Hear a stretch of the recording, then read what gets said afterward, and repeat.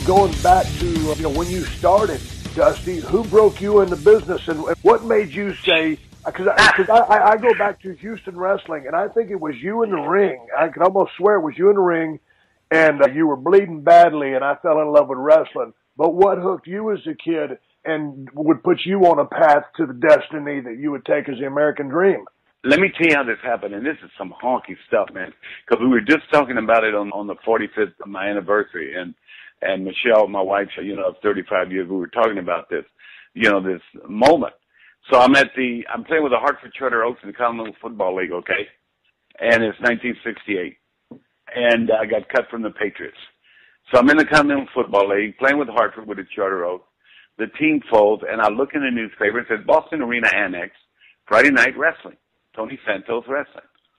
So I go down there, okay, and they had all been there in in Amarillo every Thursday night, going to wrestling, watching them. I loved it. It was the most unbelievable form of entertainment and express yourself that I could find. And so I was half-ass smart. If you wasn't smart, man, somebody gonna beat your ass. You know what I mean?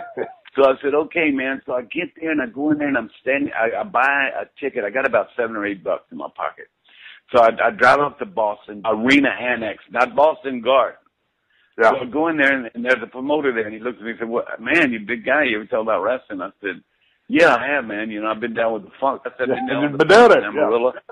Yeah, so that's it. He said, "Man, you wanted to give this a try." I said, "Yeah, this is a true story, Steve."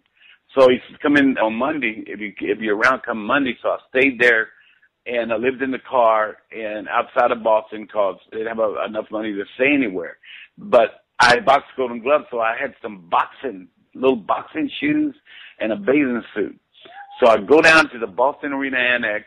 And there's a guy named Bill Graham, not the Billy Graham we know, a little short guy, about 6 foot. He was about 5'9" or something like that. He was what we call the shooter.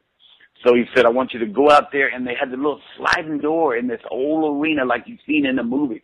And he slid the little thing back to where he could just peer, like I couldn't see this guy, right? And he appeared watching. I went to the ring. And so I was really strong back then, about, 210, 220, just come out of football. Yeah. I was in great shape, man. And this guy walks out there, with the beer gut, and I ain't got nothing against beer gut, believe me. So he walks out there and he said, "What do you know, kid? You know any hooks, and everything?"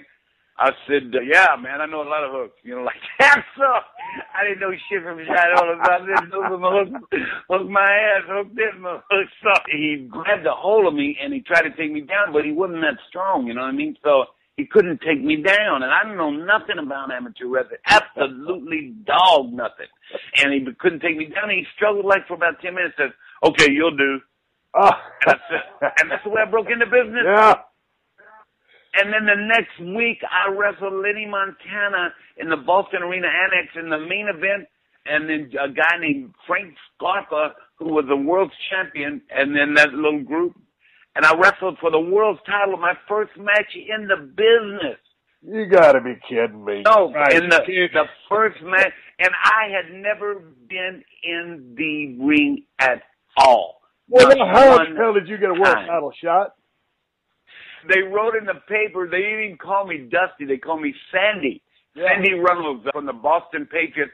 Hell, I'd been cut by the Patriots. Nick Bonacani was there back then. They were the Boston Patriots, and I was at Hartford, and a big football star challenges Frank Scarpa for the world title in the Boston Arena Annex.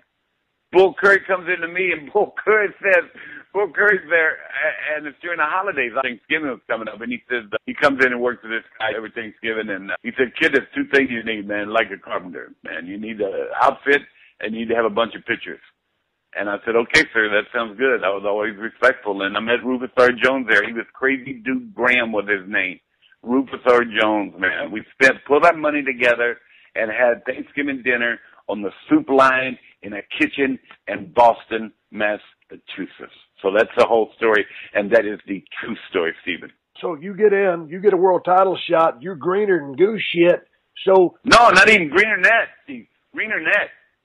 Well, okay. Yeah, I was worse than that. But okay, so that being said, what was it?